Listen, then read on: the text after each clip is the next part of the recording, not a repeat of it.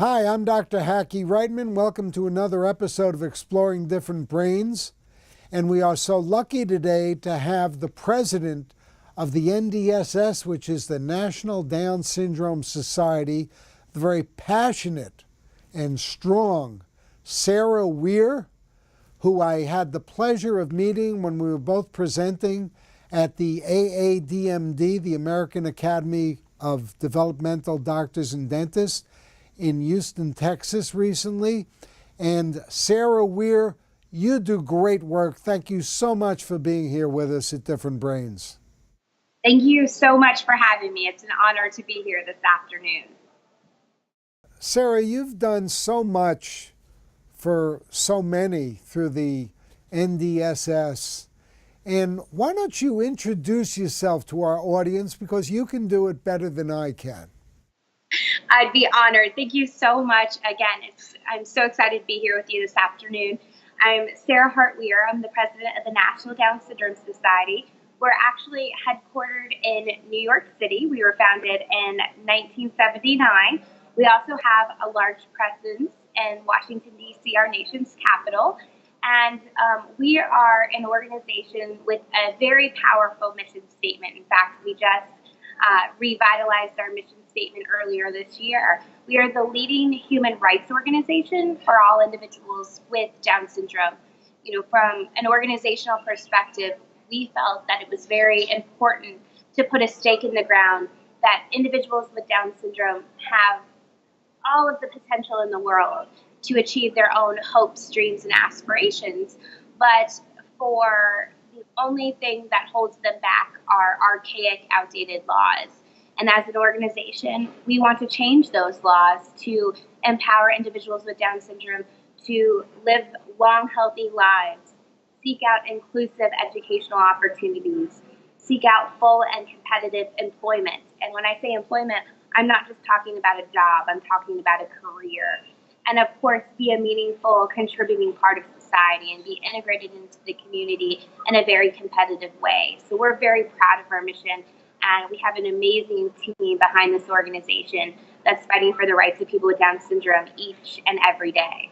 I love the way your whole body language changes when you start talking about human rights and all of these values that you have and all that you aspire to accomplish. Tell us how you got into this, Sara. How I got into this wonderful community. So I'm from Kansas originally. Growing up, actually this summer of my freshman year of college, I got a phone call from a really good family friend that I've known the majority of my life. I had been recommended to one of her family friends to work with her young daughter with Down syndrome. They were looking for a peer mentor, somebody to spend the summer with Casey, working on life skills, job skills, going to the library, Special Olympics, and had the opportunity to meet Casey and her amazing mom and dad and brothers and sisters, and immediately it clicked. I became a part of her family. She's still a part of my family, and she was my inspiration for getting involved in this amazing community.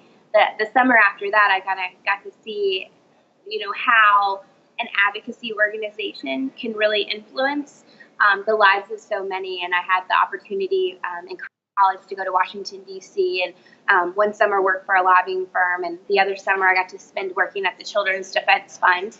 And immediately that set my career path to graduate. I graduated from undergrad and then went on to get my master's in public policy from Carnegie Mellon, and then moved to Washington. And I started working with NDSS almost immediately when I was working at a lobbying firm.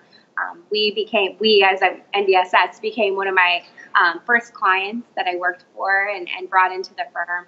And then about 6 years ago, the organization called me and asked me to come in-house. So I started off, I was our VP of Advocacy and Affiliate Relations for about 4 years, and I've been the president for the last 2.5 years.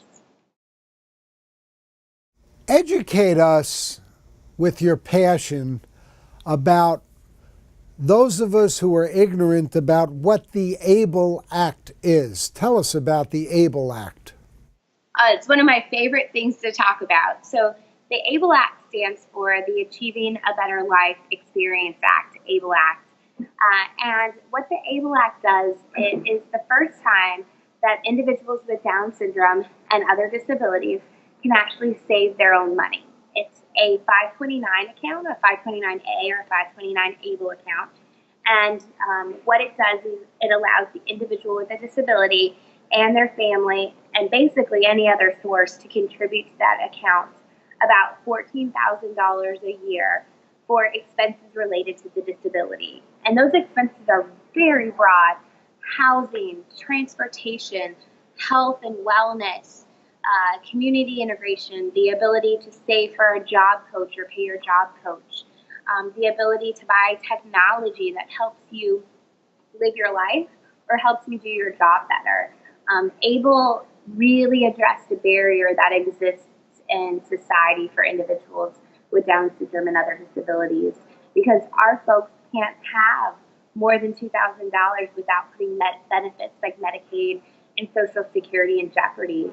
And so what ABLE does, or did when we passed it into law on December 19, 2014, when President Obama made it the law of the land, it allows our folks to save and remain on those benefits. And since January of 2015, we were required to take our federal advocacy and move it to the states. We've passed 49 state ABLE laws, 49 out of 50, 51 if you count the District of Columbia.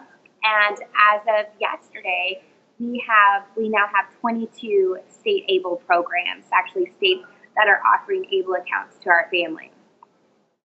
Now, what was the bill when you and I were down at the AADMD in Houston recently?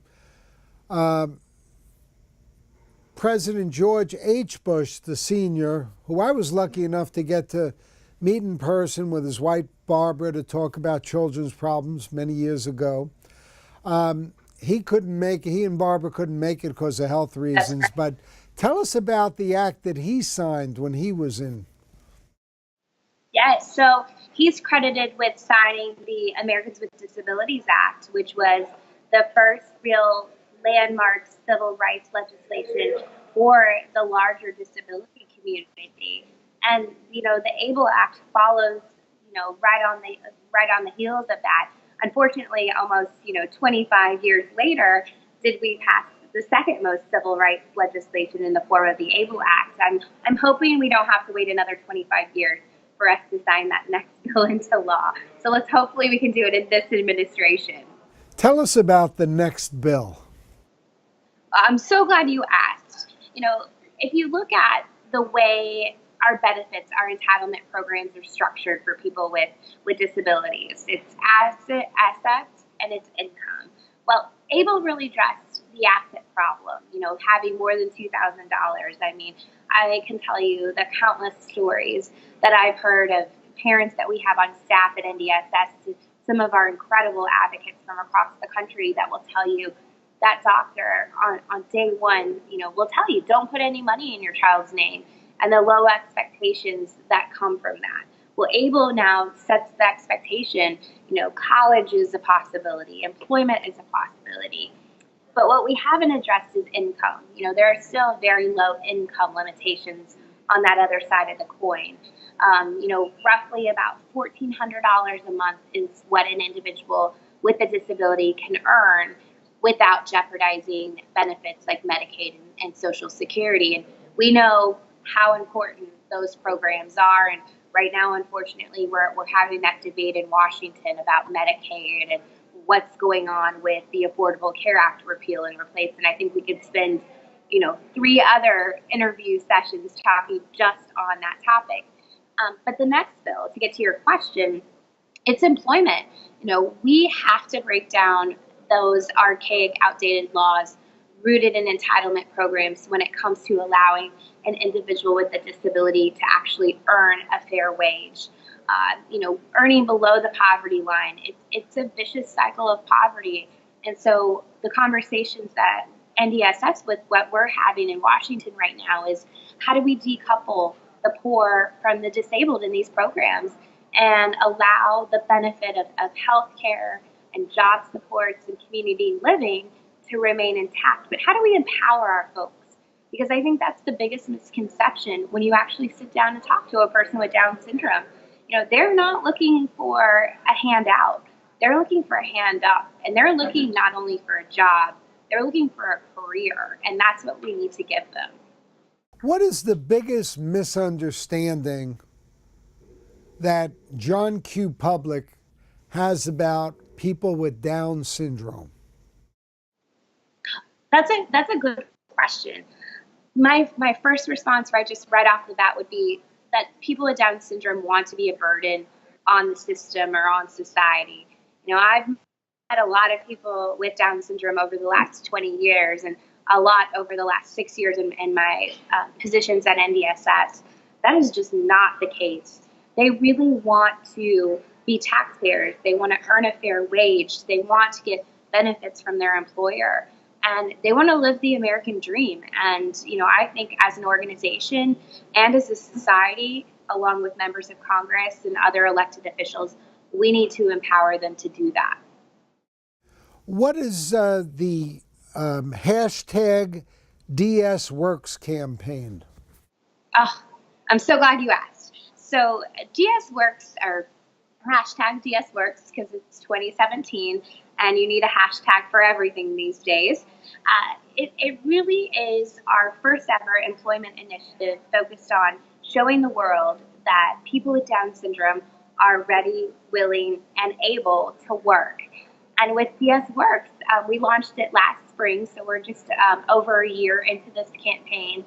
And what we do, we have three components of DSWorks. The first is providing resources to everybody involved in the employment process: parents, most importantly, self-advocates, educators, employers, job coaches, everyone that supports that individual with achieving a lifelong career. We're providing webinars, brochures, resources on our website. We're pulling in experts across the stakeholder process to provide the information to our families. We're reaching out to organizations like LinkedIn. We want to see people with Down syndrome on, utilizing technology to find employment opportunities. I had never seen somebody with Down syndrome on LinkedIn, and so many of us utilize that platform to network and look for job opportunities and resources to put us in a more successful position in the employment or in the workforce.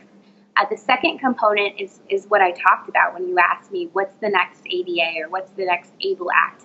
It's legislation. We need to break down these barriers to allow folks to earn a fair wage. We need to put an end to policies and laws that allow for sub-minimum wage. I just think it's discriminatory that individuals with Down syndrome and other disabilities can make cents on the hour to do the same job that you or I would do without having a disability. And the final piece, which has been really exciting to experience the last year with our amazing staff at the National Down Syndrome Society, and that is working with employers. So we've developed a number of partnerships with employers to create meaningful job opportunities for individuals with Down syndrome. We've worked with the NHL and the New Jersey Devils. We had 2 interns who participate in a 10-week fellowship with the Devils. Freddie and Alexa. Freddie worked with the Kids Zone and oversaw that process on the game day operations, and Alexa was a ticket taker, and they got paid above minimum wage. We gave them transportation stipends to get to and from their job coaches on site, and at the end of the season, without us even pushing, the Devils hired Freddie and Alexa on as full-time employees. We're working with companies like Voya Financial, who are not just looking at hiring practices, but they're looking at their benefits and their healthcare insurance, and are they offering the very best opportunities and insurance policies for families that have loved ones with disabilities.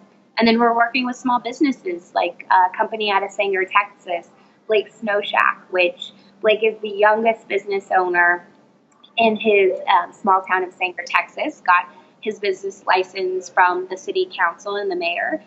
But he's the only business owner with Down syndrome in the state of Texas. And so we we've been working with Blake and his family to provide scholarship opportunities for other individuals with Down syndrome that want to start their own businesses. So that's DS Works. We are breaking down barriers to employment, and we're showing everybody from Main Street to Wall Street that people with Down syndrome are ready, willing, and able to work.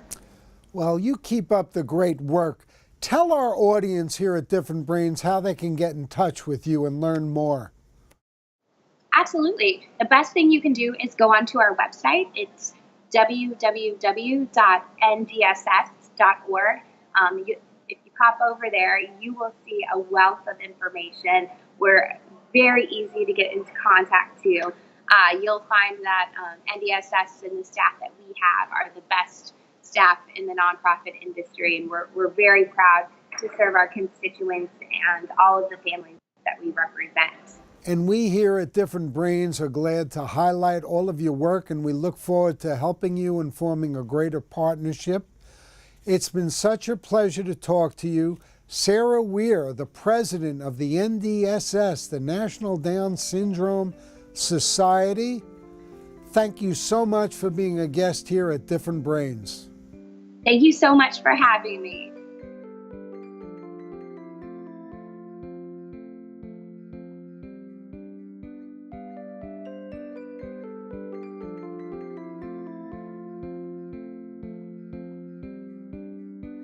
For more information, visit us at differentbrains.com.